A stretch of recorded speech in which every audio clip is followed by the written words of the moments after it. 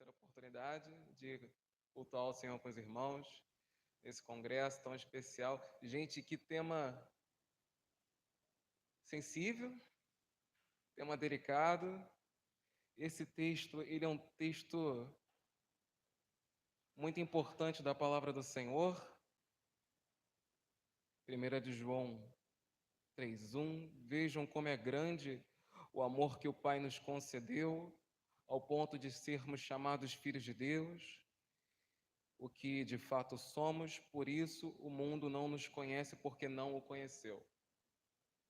Na minha igreja eu atuo num departamento que se chama Ministério Carinho, e ali a gente cuida dos novos convertidos e as pessoas que caminharam com Jesus durante algum tempo da vida e por algum motivo se distanciaram e decidiram retornar aos caminhos do Senhor, retornar à casa do Pai paternal.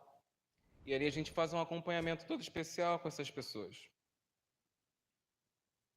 Um trabalho de consolidação e até que elas se sintam seguras e firmes o suficiente para conseguirem caminhar com o Senhor sozinhas. Não necessariamente no momento em que se batizam, mas pode ser que dure um pouco tempo mais. Então, esse trabalho de consolidação é feito de forma muito pontual, não fica restrito ao horário do culto. Ele acontece de manhã, de tarde, de noite, numa segunda, numa quarta, numa quinta qualquer. Em qualquer momento a gente está mandando mensagem, está ligando, se tiver que passar a madrugada orando porque a pessoa está querendo se suicidar, está lá à disposição dessa pessoa para poder fazer esse acompanhamento e consolidar Cristo na vida delas. E esse tema tem muito a ver com aquilo que tem sido a minha atuação ao longo desses últimos 18 meses. Também faço parte de um trabalho de terapia cristocêntrica que começou lá nos Estados Unidos, veio ao Brasil através do pastor Calixto Paz, da Igreja da Cidade, lá em São José dos Campos.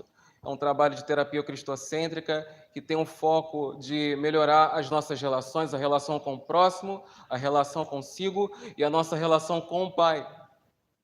Muitas pessoas vêm à casa do Senhor feridas, com a vida toda desarrumada, toda bagunçada. E é uma ferida que não fica restrito só ao campo espiritual, deságua também na vida emocional, prejudica as nossas relações com as pessoas, quer seja numa comunidade de fé, quer seja no ambiente de trabalho. E esse tema tem muito a ver com aquilo que tem sido a minha atuação, filhos de Deus, e o que eu quero falar com os irmãos hoje, o que eu tenho para dividir com os irmãos hoje, é sobre abandono, sobre orfandade e sobre a paternidade de Deus. E quando a gente fala de paternidade, a primeira coisa que vem à mente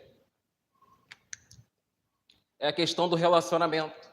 Tem gente que tem facilidade para se relacionar com o pai, outros têm dificuldade.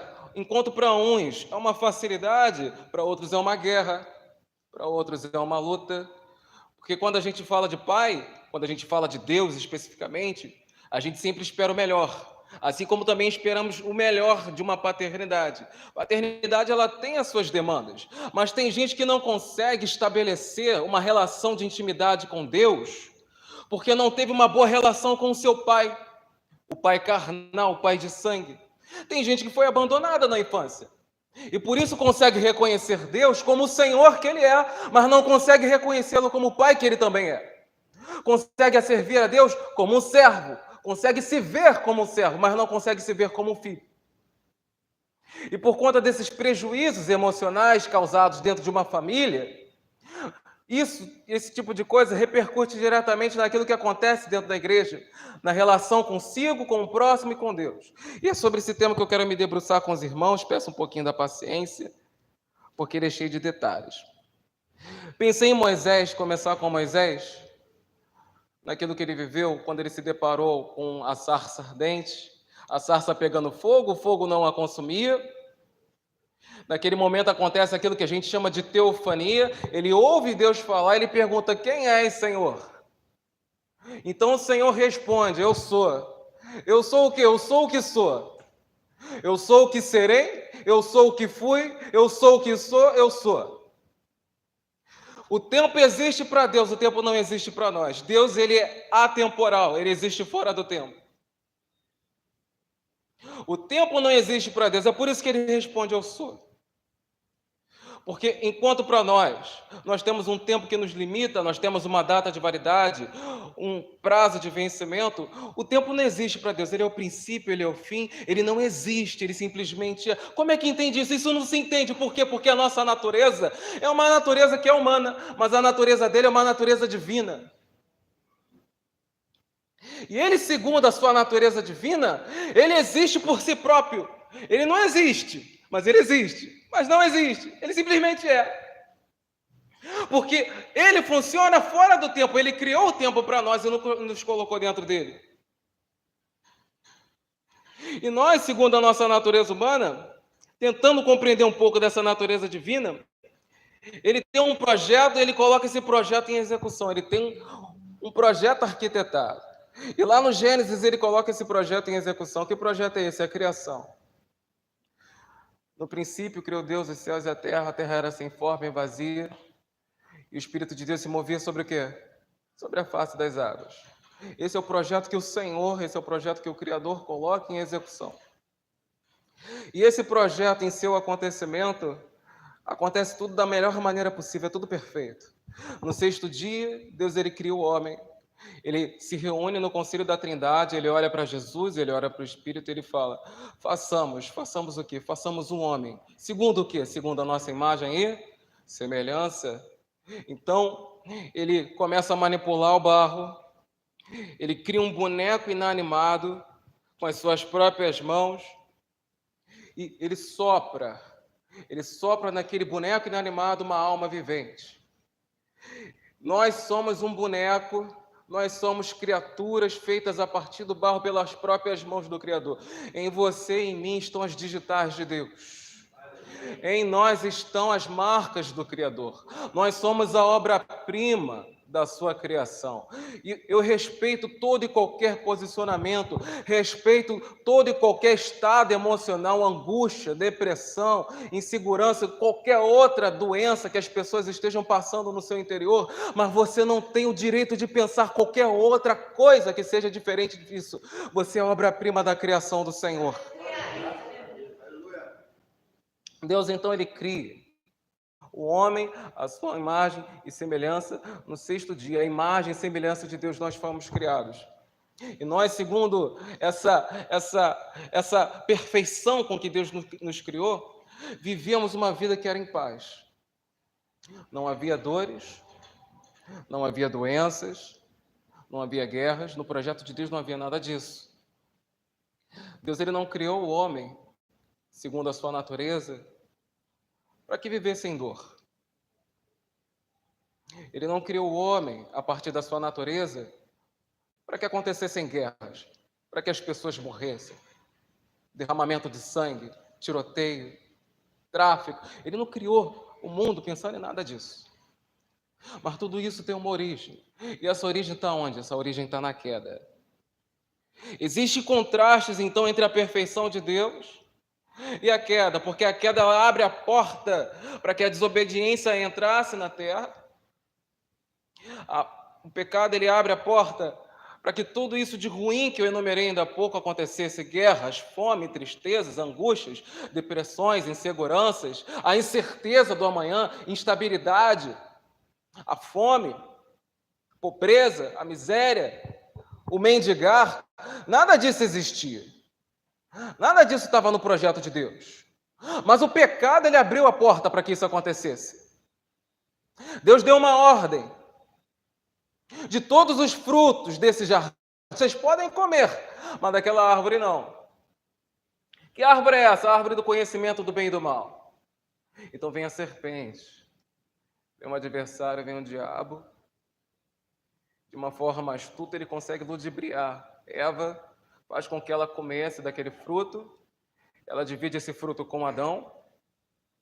E ao dividir esse fruto com Adão, o pior acontece. O que para nós hoje é um sonho, eu olho para o Éden e penso que é um sonho, mas para eles era realidade. Eles deixam de viver aquela realidade e passam a viver uma vida comum, onde o trabalho é necessário, onde o suor é necessário, onde as dores de parto começam. Tudo de pior que tinha para acontecer, acontece por conta de quê? Por conta do pecado. Então, a partir do pecado, o que nasce?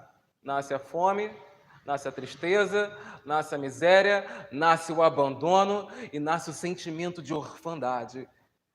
Deus, ele passeava pela sua criação, ele passeava pelo jardim, se encontrava com Adão na viração do dia, e Adão ouvia Deus falar, ele batia papo com Deus.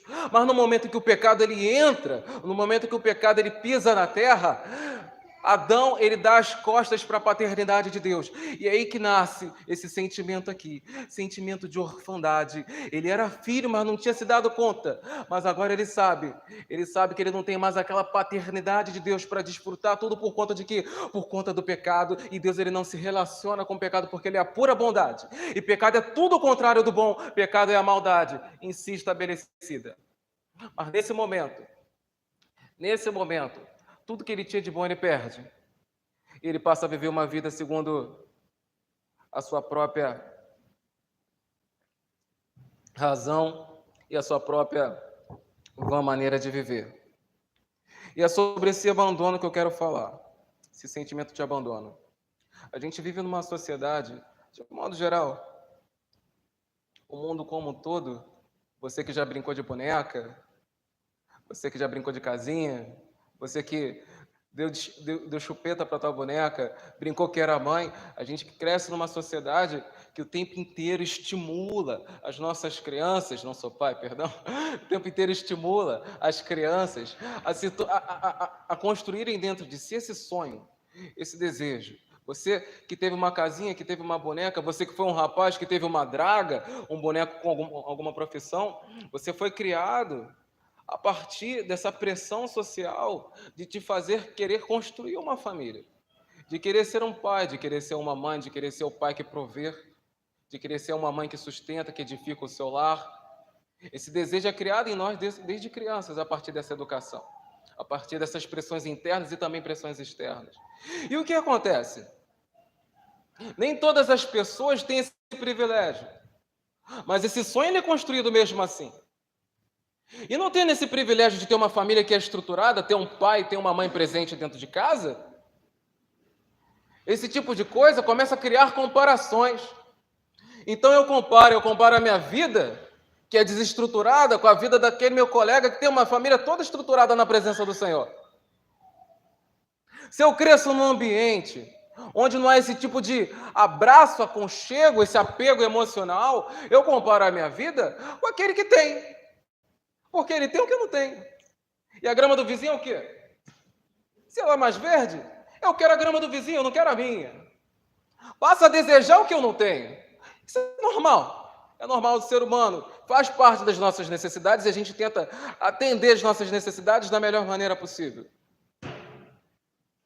E a partir dessas influências que a gente recebe desde muito cedo, de querer construir uma família, de querer ser um pai, de querer ser uma mãe, e a partir daí desenvolver a nossa vida, e fazendo essas comparações com aquele que tem e aquele que eu não tenho, Deus ele entra fazendo todo o seu trabalho de paternidade de forma que ele começa a estruturar tudo isso. Então, fazendo aqui algumas conjecturas, para você que cresceu sem um pai, você consegue enxergar o Senhor como Deus, consegue enxergar Deus como Senhor, que Ele é, mas não consegue enxergá-lo como Pai, porque não teve um pai dentro de casa. Até cresceu com um pai, mas era um pai que deu as costas para a demanda da paternidade. Então, por ter um pai que deu as costas para a demanda da paternidade, consegue enxergá-lo também como um Senhor que Ele é, mas não consegue enxergá-lo como pai, porque na mente dessa pessoa, um pai é aquele que dá as costas para as suas responsabilidades. Reconhece o senhorio de Cristo em sua vida, mas não reconhece a sua paternidade. Até teve um pai, mas era um pai que era agressivo com tudo e com todos. Então, na mente dessa pessoa, no seu subconsciente, um pai é aquele que bate, é aquele que agride, é aquele que faz mal às pessoas.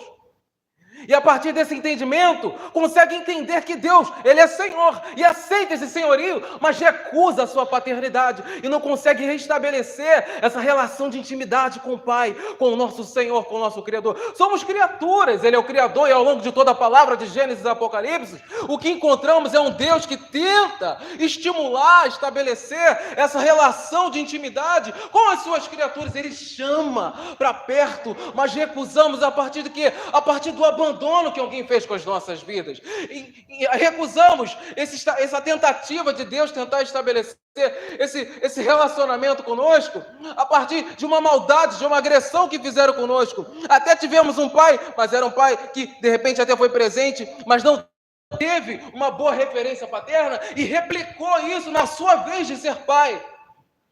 E passa essa mensagem negativa para a criança, impedindo que essa criança consiga crescer e se desenvolver dentro de uma comunidade de fé, dentro de uma igreja, entendendo que Deus é Pai e não só Senhor.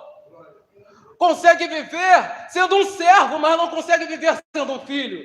Se reconhece como um servo, mas não se reconhece como um filho. E é aí que mora o perigo. Porque Deus é um Criador que tenta o tempo inteiro estabelecer uma relação de intimidade com as suas criaturas. Olha para Israel. Israel peca, Deus perdoa, mas Israel peca de novo, sempre nesse ciclo vicioso. Deus olha para Israel, dá a chance do perdão, dá a chance do conserto. Israel estabelece esse conserto, mas volta a pecar. E é sempre erro repetido. Israel peca, implora pelo perdão, alcança a misericórdia do Senhor, mas peca de novo. Israel peca, implora pelo perdão, alcança o perdão do Senhor, mas peca de novo. E depois disso, Israel peca, implora pelo... É sempre a mesma coisa. É sempre a mesma coisa. É uma relação que é quebrada. Saiu do Egito, mas o Egito não saiu de si. Deus te tirou do abandono e te recebeu como filho. Deus te tirou do abandono e te recebeu como filha. Nós temos um Pai com quem nós podemos nos relacionar. Nós temos um Pai com quem podemos ter intimidade. Você já viu a criança vai botar o dedo na tomada, o pai vai lá e corrige. Para quê? Porque naquele tapinha vai associar a tomada com a dor. E vai entender que colocar na tomada é risco. É risco de quê? É risco de dor, é risco de vida.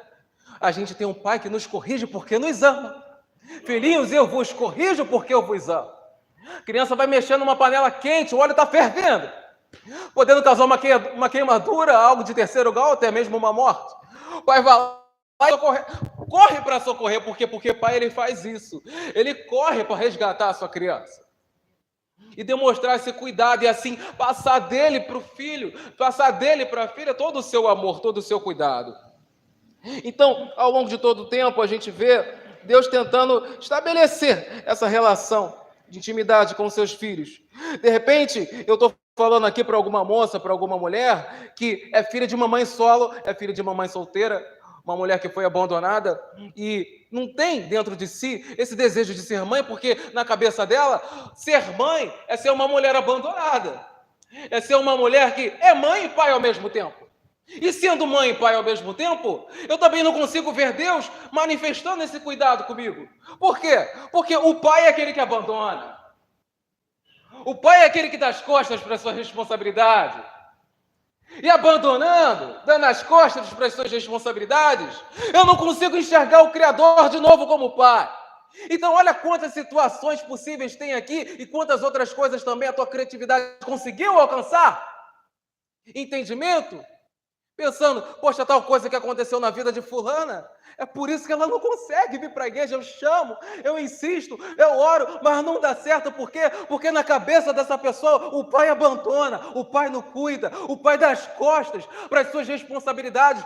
Não tem um pai, ele é Deus, ele é Senhor, ele é Rei, ele é Criador, mas ele não é pai, não consegue enxergá-lo dessa forma. Mas o que nós vemos ao longo da palavra é tudo ao contrário disso. É um Deus que cuida dos seus filhos, é um Deus que corrige, é um Deus que abraça, é um Deus que ensina a caminhar caminhar, é um Deus que coloca regras de conduta moral para que a gente não caia no pecado e caindo nessas nossas tentações, segundo as nossas inclinações carnais, não tenhamos uma vida que é entregue a Satanás, porque uma vida mergulhada no pecado gera o quê? Gera morte, mas uma vida em Cristo é uma vida que nos leva para uma vida eterna. Nós não vivemos a eternidade de Deus, ainda não, mas entraremos nessa eternidade e desfrutaremos por toda a eternidade do gozo celestial, nos braços do nosso Criador, do nosso Pai celestial. Nós temos um Pai. Eu sou filho amado do Pai. Você é filho, você é filha, você é filho e filha amada do Pai. Nós temos alguém que nos abraça, nós temos alguém que nos acolhe, alguém que nos orienta, que nos direciona, que nos ensina a caminhar, alguém que nos corrige, alguém para nos aconselhar, para validar as nossas falas, os nossos posicionamentos, os nossos sonhos e dizer, não vai por aqui, vem para cá. Não é assim, é assado. Não faz aquilo, faz isso. Não é X, é Y.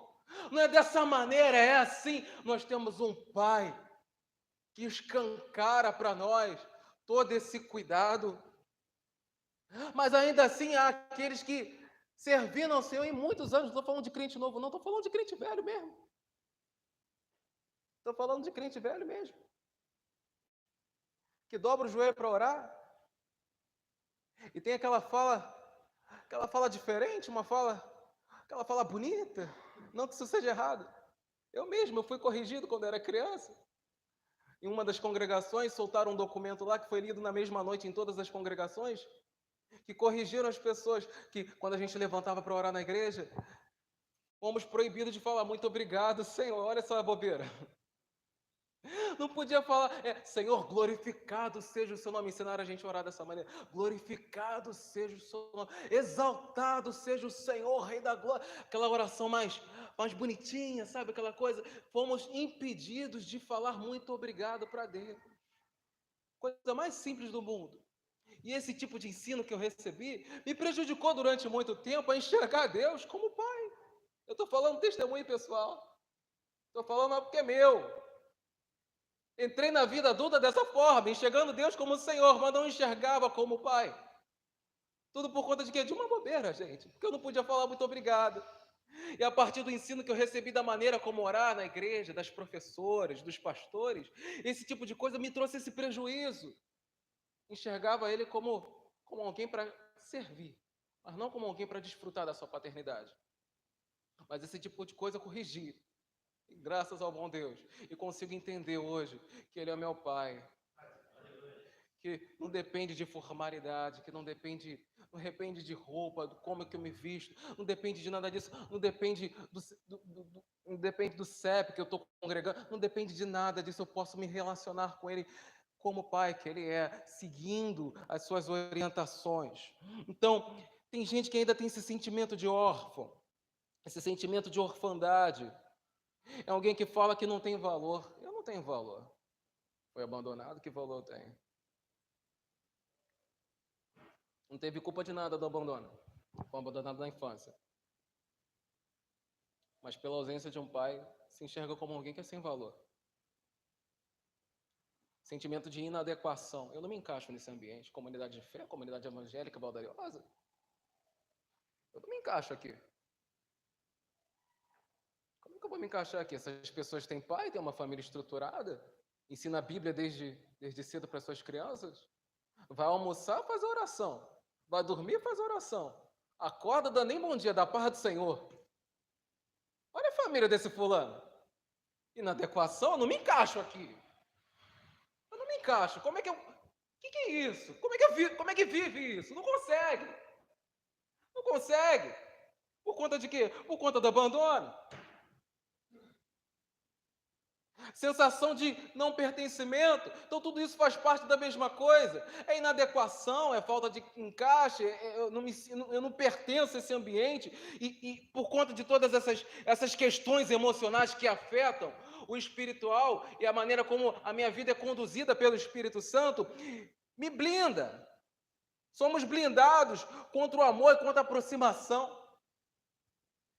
Então, quando a gente vai fazer evangelismo, chama alguém, algum parente, algum amigo nosso para estar na igreja conosco, e a gente se depara com essa dificuldade, a gente pensa que o que é espiritual, mas quando na verdade é emocional. Pensa que alguém fez um trabalho, mas na verdade é uma questão emocional lá de trás, que está impedindo o meu hoje, e a maneira como eu atuo como servo do Senhor, estimulando as pessoas para que estejam aqui, vivendo a mesma vida que eu, entendendo que esse caminho é o caminho que me leva ao céu, e eu não consigo trazer essas pessoas dando murro em ponta de faca por conta de quê? Por conta dessa doença emocional que vem desde lá de trás, e crescendo e se consumindo, acabando, corroendo a pessoa por dentro. Então a pessoa se blinda, ela tentando se proteger desse amor que a igreja tem para poder compartilhar.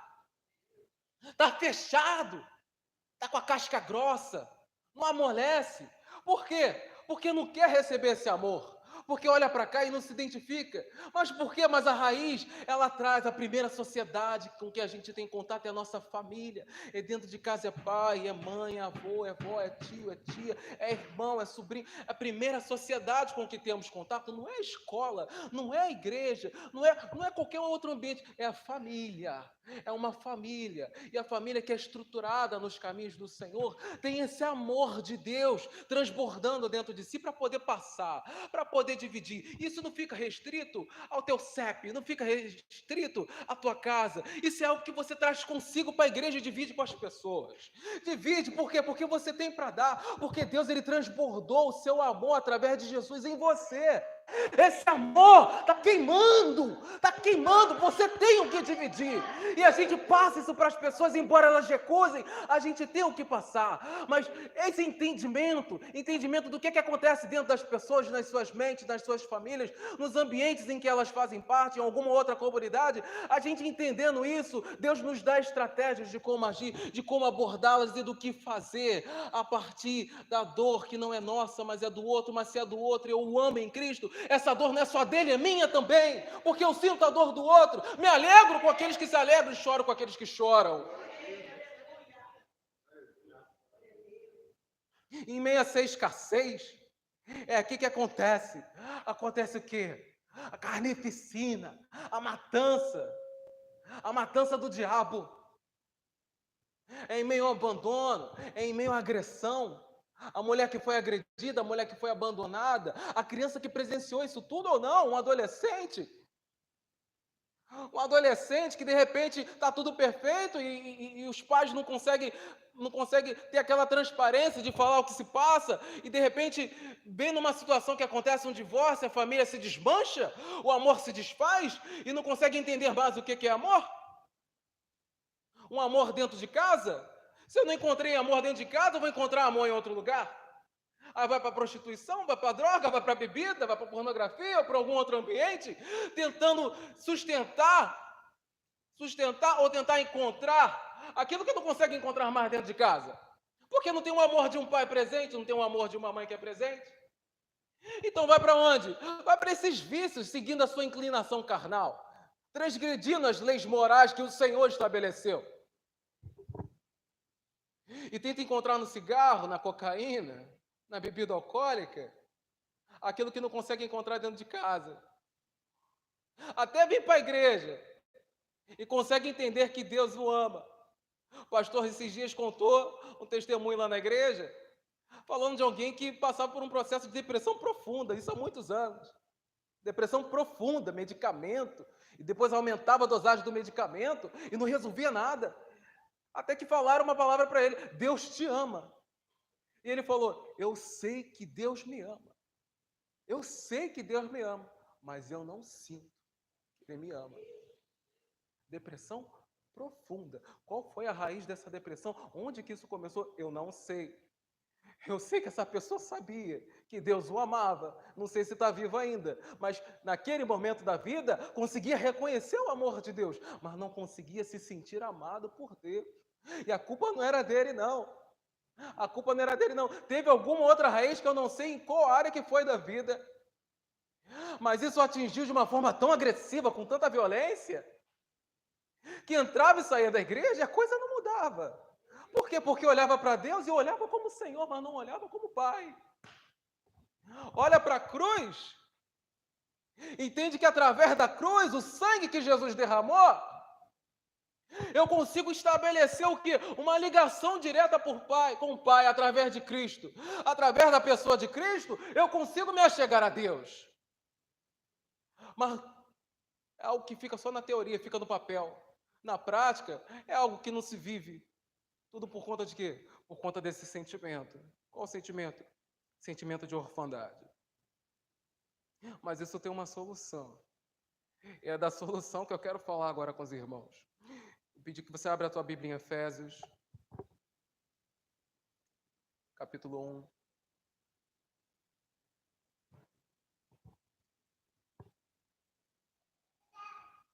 Efésios, capítulo 1.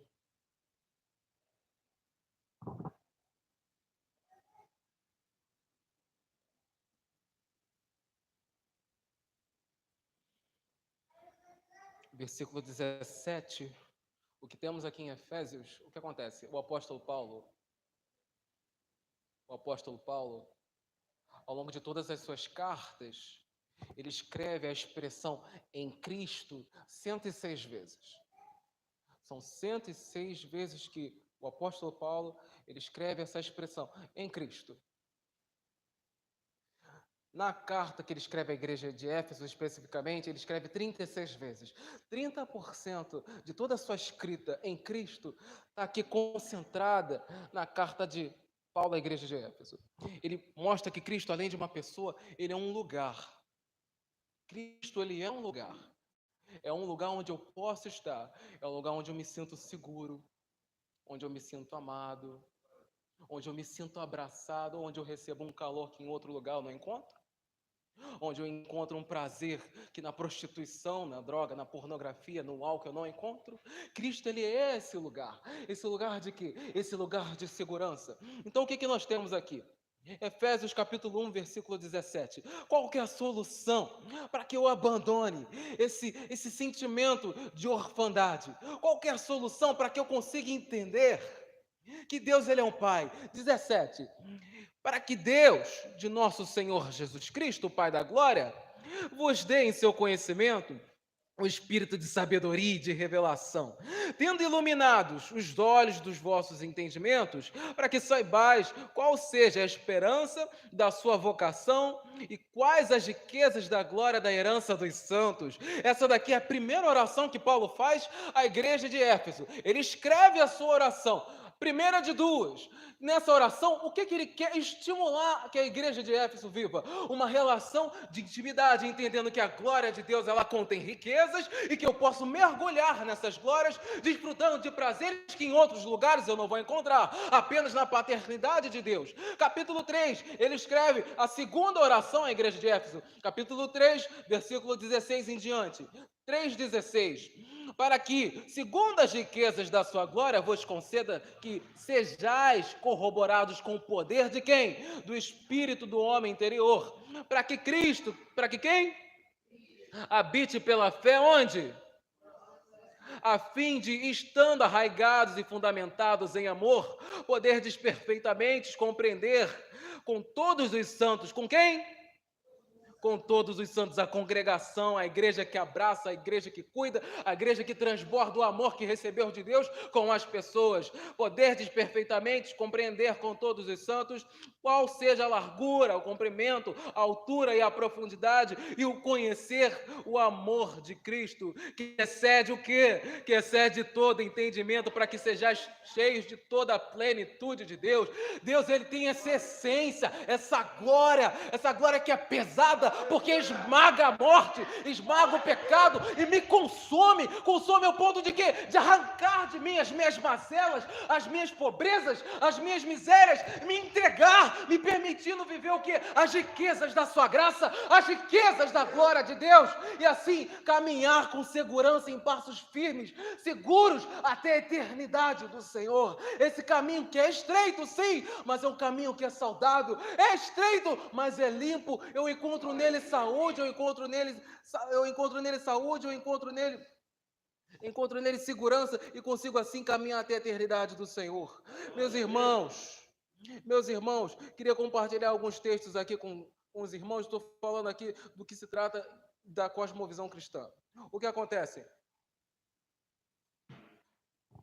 Existe um raciocínio, um caminho que é ensinado nas nossas igrejas, você conhece muito bem, que a gente fala da criação, a gente fala da queda, a gente fala da redenção e da consumação. Já tratei os três aqui, já falei da criação, já falei da queda. Estou falando agora da redenção. A redenção que eu entendo que é o sangue de Jesus que cancelou a minha dívida. E me permite viver essa relação de intimidade com o Pai. Se trata de libertação, foi o pagamento desse resgate. O sangue de Jesus me comprou. E a redenção se trata de quê? Se trata de Deus cancelar através de Cristo a minha dívida. Na linguagem da época, coisa mais simples do mundo de se entender. Hoje exige de nós uma explicação um pouco maior, mas eu vou falar aqui em poucas palavras. A redenção se trata de quê? Se trata de sermos propriedade, escravos. Escravos de quem? Escravos da morte. Éramos escravos do pecado, mas Jesus ele pagou a nossa dívida para que fôssemos comprados pelo próprio Senhor. Não foi de graça, foi pela graça. Fomos comprados pela graça através do sangue de Cristo. E através disso, da remissão dos nossos pecados, fomos remidos das nossas transgressões, para poder o quê? Para podermos caminhar nesses limites estabelecidos pelo próprio Deus. Ele coloca aqui uma linha, aqui ele coloca outra e fala, o caminho é esse aqui, ó. É estreito, eu sei que é estreito, mas como eu falei, ele é saudável. Ele é estreito, eu sei que é estreito, mas ele te conduz à salvação. Ele é estreito, eu sei que ele é estreito, mas você consegue caminhar com segurança porque você não caminha sozinho. Tem alguém para pegar na tua mão e te levar até o foco, até o objetivo, até o norte, até o alvo, que é onde? É a eternidade, é Canaã celestial. É lá que eu quero estar, é para lá que eu vou e você também. É por isso que nós lutamos todos os dias das nossas vidas. Esse caminho é reto, ele é limpo, ele é seguro, nele não há nada de ruim. A igreja, isso aqui que a gente vive, essa realidade, isso aqui é tão normal para a gente. Para algumas pessoas não é. Poxa, uma manhã de domingo, 9 horas da manhã, já passou das 10. Cara, que coisa estranha, num dia dos pais, num tema como esse, filhos de Deus, está aqui reunido. Tem gente que olha isso aqui e pensa, isso aqui é loucura. Isso aqui é loucura. Domingo eu vou tomar minha cerveja. Domingo eu já acordo bêbado, eu tinha um colega de trabalho que 6 horas da manhã era cachaça, era limão e açúcar misturava, 7 horas da manhã já estava bêbado. Dia de domingo, estava bêbado. Uma vez eu vi ele bêbado, não reconheci. Ele falou, é assim que eu fico no dia de domingo. Domingo eu estou assim. Mas nós não, estamos embriagados de quê? Do Espírito Santo do Senhor. Numa manhã de domingo aqui, cultuando, festejando, tratando desse tema que é tão sensível. E eu aqui, sabe, sei lá por quê, falando de abandono, não sei que coragem que eu tirei isso, de falar alguma coisa tão delicada como essa, com tanta gente diferente assim, olhando, de repente alguém que se identificou com tudo que eu falei, ou com algum ponto ou outro, ou com, sabe, quem sabe, sei lá, com tudo. Esse tema é sensível, esse tema é delicado, é um tema importante, é um tema especial, porque é um tema tratado pelo próprio Senhor na Bíblia. É um tema em que Cristo ele é a própria solução para resolver todo sentimento de abandono. Todo sentimento de orfandade. Vou compartilhar alguns textos aqui com os irmãos. O primeiro está em Romanos 8,15. Se você puder, abra, por favor.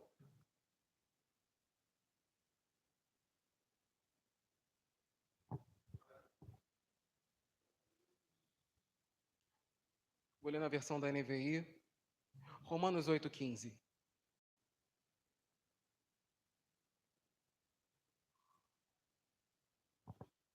Pois vocês não receberam um espírito de escravidão. Um espírito de quê? Para novamente temerem, mas receberem o espírito que os torna filhos por adoção. Nós fomos adotados através da pessoa de Cristo, por meio do qual clamamos, Abba, Abba, Pai, o primeiro louvor que a gente cantou. Romanos 8:29, versículo 29. Pois aqueles a quem previamente conheceu, também os predestinou para serem conformes à imagem do seu Filho, a fim de que ele seja o primogênito. Jesus, irmãos, ele é o primogênito. E nós fomos convidados, através do sangue que ele derramou, para fazermos parte da família de Deus, onde Cristo, ele é o primogênito, ele é o irmão mais velho. João 3,16, batimento cardíaco do Evangelho, porque Deus, ele o quê? Amou quem? De tal o quê? Que deu seu Filho unigênito. Ele é unigênito e primogênito para todo aquele que nele crê não pereça, tenha vida eterna. A salvação, ela não é de graça, ela é pela graça. E ela é para quem? Ela é para todo aquele que crê. Ai daquele que recusa, porque o inferno já é o seu lugar. Porque ou é o céu ou é o inferno, ou é a santidade ou é uma vida de pecado. E a vida de pecado ela nos leva a quê? O salário do pecado é a morte, e Jesus nos tramou para esse caminho de luz, para que possamos viver uma vida cheia de vida, uma vida que é rica em abundância, abundantemente cheia de vida. João ele fala, no capítulo 1, versículo 12, abra comigo, por favor. João, capítulo 1, versículo 12, é o Evangelho.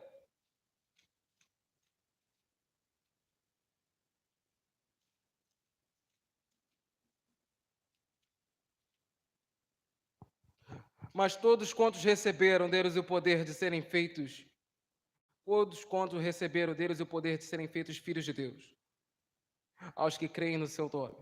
Tem alguém aqui que creu no nome do Senhor? Alguém aqui já recebeu Jesus como seu Salvador? Aleluia. Gálatas 4, do 6 ao 7, ele fala, porque vocês são filhos. Deus enviou o Espírito do seu Filho ao coração de vocês e ele clama, Abba, Pai, versículo 7. Assim, você não é escravo, mas filho, e por ser filho, Deus também o fez herdeiro. Tem uma herança que é preparada para cada um de nós. Ele, como pai que é, ele não é pobre, ele é rico. Ele é dono do ouro e da prata. Ele é aquele que tem uma herança aguardada para cada um de nós. 1 João, capítulo 3, versículo 2, ele fala, amados, agora somos filhos de Deus, e ainda não se manifestou o que haveremos de ser, mas sabemos que, quando ele se manifestar, seremos semelhantes a ele, pois o veremos como ele é. Há de chegar um dia em que estaremos no braço do Pai, a consumação irá acontecer. Efésios 5:1, portanto, sejam imitadores de Deus como filhos amados. Nós somos filhos de Deus, e assim, vivendo essa vida consolidada, com os pés fincados na rocha que é Cristo Jesus nosso Senhor, nós estamos firmes, seguros daquilo que vivemos, indo até as mansões celestiais. Há de chegar esse dia em que a trombeta vai tocar e ele vai dizer, vinde benditos de meu Pai, sobe cá para o lar que eu preparei. Há de chegar esse dia. Para nós isso é a coisa mais comum de se falar, é a coisa mais comum de se ouvir. Tem gente que não entende. Que por conta de alguma questão que está ligada a uma falta de estabilidade emocional, que aconteceu lá atrás, ou em algum momento da adolescência ou da vida adulta, algum tipo de trauma dentro de casa ou em algum outro ambiente, o impediu de olhar para Deus e entender que Ele é Pai. Se sente órfão. Até congrega, está 10, 15, 20 anos dentro da igreja, congregando. Normalmente, você está olhando para o irmão, está achando que está na bênção, e está mesmo. Está na bênção. Mas olha para Deus e só enxerga como Senhor, não enxerga como Pai. E a proposta dessa mensagem é o quê? É ministrar cura para aqueles que precisam. E para aqueles que conseguem entender que Deus é Pai, não só entender, mas viver a paternidade de Deus, desfrutar do prazer que é ter Deus como Pai, sair daqui ainda mais consolidado nessa verdade. Deus, Ele não é simplesmente Senhor. Ele é Pai, redenção se trata disso. Ele nos comprou de onde? Nos comprou da morte. A morte já não é mais para nós. Por quê? Porque nós vivemos a santidade. E ao nos consagrarmos, nos separarmos desse mundo, sabendo para onde nós estamos indo para onde? Para a direção de uma vida que ela é eterna. Isso é redenção, é ser propriedade de Deus. Mas Ele olha para nós e nos enxerga como propriedade? Sim, mas Ele estabelece essa relação não só de senhor, não só de rei, não só de senhorio, ao ponto de não sermos escravos e não sermos tratados simplesmente como uma propriedade que antes era de um e passou a ser dele. Somos tratados como filhos. Porque isso é redenção, é esse resgate, é esse comprar. Jesus nos comprou através de um preço que não foi barato, um sofrimento que rasgou a sua carne e se esmigalhou, se esmiuçou, saiu do seu corpo sangue, saiu do seu corpo água. Ele morreu, sofreu por nós, 6 horas pendurado naquele lugar. 6 horas de uma tarde, começando de um dia até o fim de tarde, pendurado nesse lugar. Tudo a troco de quê? Tudo a troco de você, a troco de mim. Ele nos comprou com preço de sangue, nos comprou tendo a sua carne totalmente perfurada por amor de nossas vidas, para que hoje possamos desfrutar da paternidade de Deus. Eu estou aqui hoje por quê? Porque eu consigo desfrutar dessa paternidade. Eu estou aqui hoje porque eu consigo entender que Deus é o meu Pai. Eu sou um filho amado do Pai. Você é uma filha amada do Pai. Somos filhos, filhos. Precisamos sair daqui com esse entendimento. Eu não sou um qualquer. Eu sou alguém que é amado por Deus. Eu não sou qualquer coisa. Eu não sou um trapo velho. Eu não sou alguém que simplesmente foi abandonado. Eu sou alguém que foi comprado pelo sangue do Cordeiro. Alguém que foi resgatado pelo Senhor. Alguém que por algum motivo não consigo entender o que é, mas Ele me amou. Ele me amou, Ele amou você e te trouxe das trevas para a maravilhosa luz, te permitindo viver esse caminho que é saudável, esse caminho que é reto, é estreito, mas te leva até a salvação em Cristo Jesus nosso Senhor. Esse é o caminho que nós vivemos. Sabemos para onde estamos indo, sabemos de onde saímos. Saímos do abandono, saímos da orfandade, saímos do pecado. Isso tudo é por conta de quê? Por conta do pecado, é o início da mensagem. Deus, com o seu projeto, quando Ele arquitetou isso tudo, não estava no projeto pobreza, não estava no projeto a dor, não estava no projeto a guerra, a fome, a luxúria ou qualquer outra coisa. Quando Ele arquitetou esse projeto, a criação, era tudo perfeito, era tudo lindo. Igual eu falei, a gente olha para o Éden e vê um sonho, mas não era o sonho de quem estava lá, era realidade. Para nós é um sonho viver algo assim, mas para eles era realidade. Mas quando o pecado entra, o que era realidade virou um sonho, porque o que eu vivi eu não posso viver mais. Eu passo a desejar o que um dia eu tive e não tenho mais. Quando eu quero muito alguma coisa, eu coloco um valor que é aqui. Depois que eu tenho, o valor diminui. Mas quando eu perco, o valor vai lá em cima. De forma que eu não consigo mais medir o valor que tinha. É o que aconteceu com Adão e Eva. Quando o pecado entra, eles deram as costas para a paternidade de Deus. Perderam aquele privilégio de passear com Deus no jardim, ouvir a sua voz, conversar com Ele face a face. Quem é que teve esse privilégio? Quem é que teve essa oportunidade? Enoque, talvez? Tudo bem, caminhou com Deus e do nada sumiu. Mas com eles é diferente, eles foram os primeiros. E não souberam valorizar. Vem Satanás em forma de serpente, enfia uma heresia, manipula Eva, engana, faz eles comerem do fruto. Eles perderam aquilo que era deles. Eles perderam aquilo que era deles. Jesus, ele vem para aquele que era os seus. E os seus o quê? Não o receberam, eles deram as costas. Estão esperando o Messias até hoje. Estão esperando o Messias até hoje. Esses dias eu vi a entrevista de um judeu que se converteu ao cristianismo. Hoje ele professa a mesma fé que a gente. Ele entende aquilo que a gente vive e consegue entender que Jesus, Ele é o Cristo, Ele é o Senhor, o unigênito do Pai. Ele abraçou essa verdade assim como nós abraçamos. E hoje nós podemos ter o privilégio de dizer que eu tenho um poder, você tem um poder. Que poder é esse? É o poder da filiação. Tem gente que não tem, por quê? Porque Ele veio para os seus e os seus não o receberam. Todos quantos o receberam, deu-lhes o poder de quê? De serem feitos filhos de Deus. Quem não recebe não tem esse poder. Ah, eu sou filho de Deus, mas vive uma vida de pecado. Não é filho coisa nenhuma. Não é, gente. Não é. Não é. Ah, eu sou filho de Deus, mas vivo uma vida mergulhada na embriaguez. Não é filho de Deus. Porque quem é filho de Deus se consagra, se separa. Eu não jejuo para ser salvo, eu jejuo porque sou salvo. Não me consagro para ser salvo, eu me consagro porque eu já sou salvo. Não dou as costas para o pecado para ser salvo, damos as costas para o pecado porque já somos salvos. E a salvação, ela demanda da gente esse estilo de vida. Eu não estou falando que somos especiais, que somos nobres, que somos tão diferentes assim. Não é isso. Não sou melhor do que quem está lá fora. Mas eu reconheço Jesus como meu Salvador e por isso eu tenho esse poder. Eu tenho esse poder e posso hoje dizer, eu sou um filho amado de Deus. Porque eu aceitei Jesus como meu Salvador. Que Deus coloque no meu coração cada vez mais o entendimento de que tem gente que sofre sofrimentos que eu não consigo entender, porque não é a minha realidade, não foi o que eu vivi.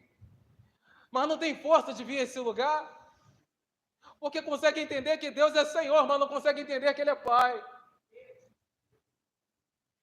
E como eu falei ainda há pouco, a proposta dessa mensagem é o quê? É pregar cura. Pregar cura não só para você, mas de repente para um familiar que está afastado porque não entendeu que Deus é Pai. Para um colega de trabalho que não conseguiu entender que Deus é Pai. Para um vizinho, uma vizinha que entende que você serve a um Senhor que também é Pai, mas não consegue dizer que Ele é o meu Pai. Ele é o seu, mas não é o meu. Porque não sabe o que é ter um pai. Você sabe o que é ter um pai, mas tem gente que não sabe. E o foco dessa mensagem hoje é esse. O foco dessa mensagem hoje é esse. Pregar para filhos de Deus, que é Jesus.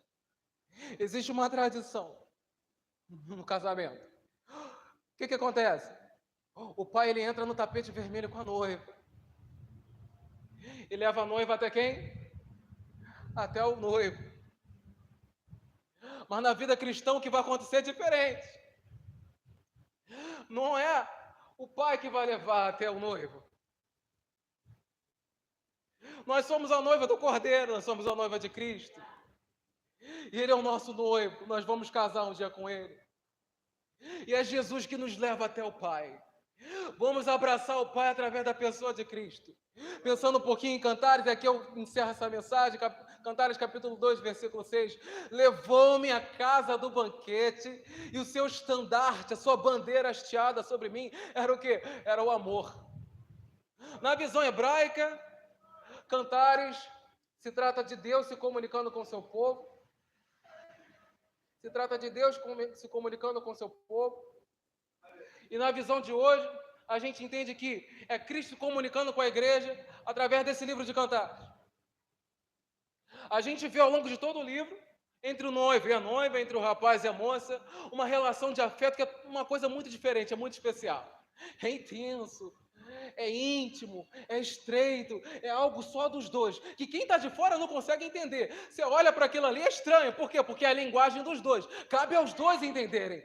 Mesma coisa somos nós com o nosso Senhor. É uma linguagem, é uma verdade que só eu e você vivemos com Deus.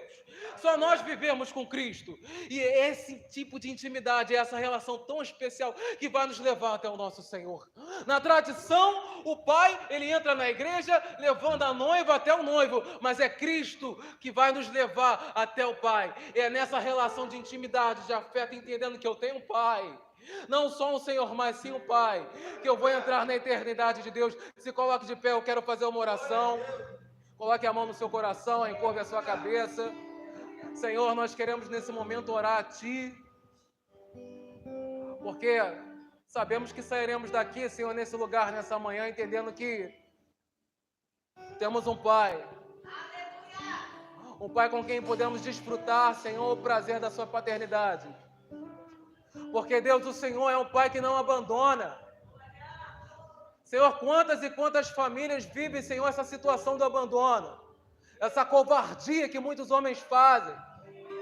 Senhor, quantas e quantas crianças que se tornaram adultas, viram, Senhor, seus pais agredindo as suas mães e não conseguem entender que o Senhor é um Deus que corrige, mas não agride.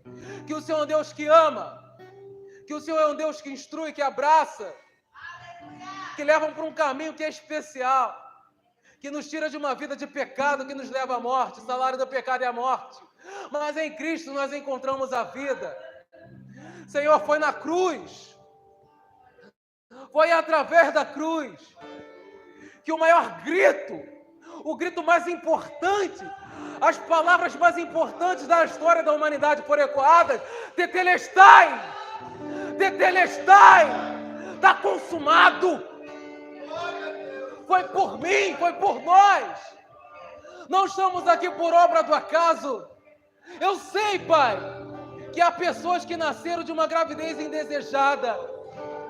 Eu sei que nasceram pessoas que nunca nem mesmo conheceram os nomes dos seus pais, não sabem como é que era a cor da sua pele, qual era o tom de voz, não sabem de nada deles, não viram uma foto, não o conheceram. E por isso, Senhor, congregam há tantos e tantos anos nas igrejas, servindo ao Senhor até mesmo com alegria, mas não tendo uma relação contigo de pai. Tem uma relação de servo, mas não vive uma relação de pai. Mas a nossa oração nessa manhã é para que cada pessoa aqui, adolescente, jovem, homem, mulher, pai, mãe, todos saiamos daqui sabendo que temos um Pai, somos filhos amados do Senhor. Somos seus filhos, somos as suas criaturas. O Senhor é o Criador, somos a obra-prima da tua criação. Coroa da criação nós somos. Somos, Senhor. A minha oração, Pai, é para que nesse momento o Senhor abrace a alma de cada pessoa aqui. Qualquer um abraço físico, mas somente o Senhor abraça a alma.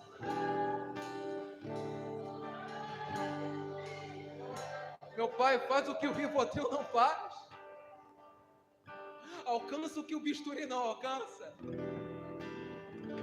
Entra, Senhor, onde a cocaína não entra. Entra, Senhor, onde o álcool não entra. Faz, Senhor, o que a pornografia não fez, não faz e nunca fará. Porque somente o Senhor vai. Existe um fluir de Deus nesse lugar. A manifestação do Espírito Santo é real no nosso meio. Não é emocional, não, é espiritual. Meu Deus, toca nas nossas mentes. Toca nos nossos sentimentos. Toca em nós, Senhor. Toca nas nossas famílias. Nos permita, Senhor, sair desse lugar com o entendimento. O entendimento de que o Senhor é Senhor. O entendimento de que Tu és Rei. E que também é Pai. Somos filhos de Deus. Somos filhos. Nós somos Seus filhos. Somos filhos. Filhos amados do Senhor, vencendo em muitas e muitas áreas. Abraça cada um de nós. Nos ensina a caminhar como filhos. Nos ensina a andar, Senhor. Se vivemos apenas como servos, Senhor, nos ensina a andar como filhos. Nos deixa sair daqui com esse entendimento. Ministramos cura em cada um de nós. E que essa cura que tem fluído em nós nesse momento possa transbordar nos nossos trabalhos, nas nossas casas, na nossa vizinhança, nas pessoas que respeitamos e que amamos, nas pessoas que evangelizamos. Vamos abordar pessoas na rua que conseguem entender que Tu és Senhor, mas não conseguem entender que o Senhor é Pai. Nos leva para esse lugar de entendimento na pessoa de Cristo, para sairmos desse lugar entendendo que o Senhor é Pai. Essa é a nossa oração, Senhor, para que saiamos daqui não só sabendo que somos filhos, mas sentindo que somos filhos. Não só sabemos que o Senhor é Pai, mas sentindo que o Senhor é Pai. Nos permita, Senhor, viver essa relação de afeto, essa relação de intimidade contigo, essa relação tão profunda, tão real, Senhor. Não cesso de dar graças a Deus por vós, lembrando-me das minhas orações, para que Deus, o nosso Senhor Jesus Cristo, Pai da glória, vos dê em seu conhecimento o espírito de sabedoria, de revelação, tendo iluminados os olhos do vosso entendimento, para que saibais qual seja a esperança da sua vocação e quais as riquezas da glória da sua herança nos santos, para que, segundo as riquezas da sua glória, vos conceda que sejais corroborados com poder pelo seu Espírito no homem interior, para que Cristo habite pela fé nos vossos corações, a fim de, estando arraigados, fundamentados em amor, poderdes perfeitamente compreender com todos os santos qual seja a largura, o comprimento, a altura e a profundidade, e conhecer o amor de Cristo que excede todo entendimento, para que sejais cheios de toda a plenitude de Deus. Ora, aquele que é poderoso para fazer tudo e muito mais abundantemente daquilo que pedimos e pensamos, segundo o poder da sua glória, que em nós opera, a esse a glória na igreja por Jesus Cristo, em todas as gerações, para todo sempre. Amém. Pai, nos permita, saindo daqui, Senhor, entendemos que somos filhos, que Tu és Pai, que o Senhor é Rei, é Senhor, é Criador, e nós, as Suas criaturas, vivemos, Senhor, para termos uma relação profunda, mergulhada em Ti, através da pessoa de Cristo. Saiamos daqui, Senhor, curados de todo sentimento de abandono, de todo sentimento de orfandade, e assim, abraçados à Tua filiação, entendendo que Cristo, Ele é o Senhor das nossas vidas. Aceitamos ainda mais o senhorio de Cristo nas nossas vidas, e podemos dizer que encontramos Jesus, não teremos mais fome, não teremos mais sede, mas teremos para todo sempre o Senhor em nossas vidas, em nome de Jesus. Amém. Aplauda o nome do Senhor.